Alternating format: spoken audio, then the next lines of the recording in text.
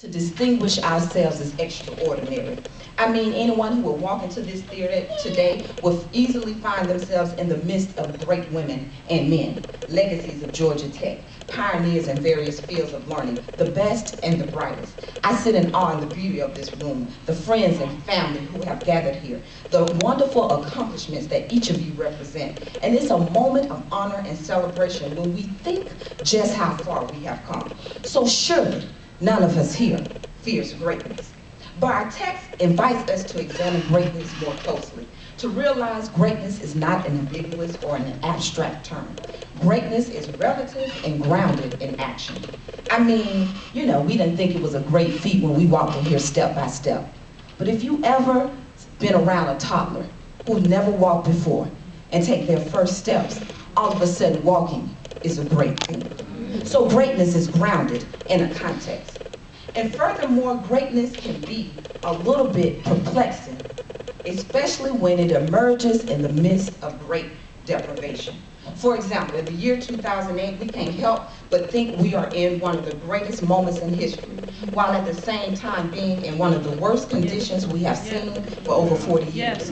On one hand, we are witnessing the inspiring campaign of this nation's first Democratic presidential nominee of African American identity, while at the same time, we cannot ignore that blacks represent a mere 12% of the college educated, less than 4% of all engineers and scientists, and 39% of the prison population.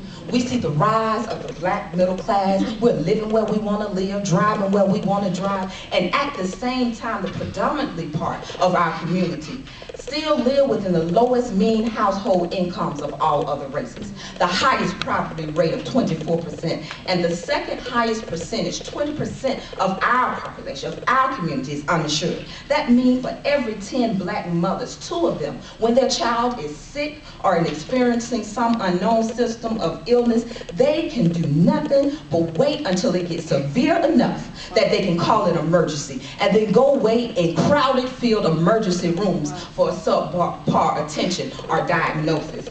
We have surveys that tells us 68% of Americans claim to be Christians, while at the same time spirits are suffocating from shallow greed-filled versions of Christianity that emerge from the pulpit to the pews. We celebrate our American way of life, our luxuries, our comforts, our gifts, our way of being, our freedom, and yet we are constantly confronted and reminded of the genocides of Darfur, the denial of human rights in China, and the poor conditions of Indonesia. So we are in a perplexing time, and in times like these, we don't know whether to rejoice or to lament.